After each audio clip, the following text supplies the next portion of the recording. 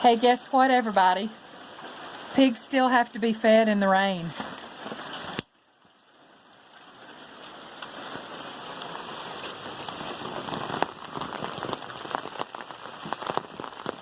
Even when it's pouring down rain and everything is muddy and mucky, piggies still want to eat.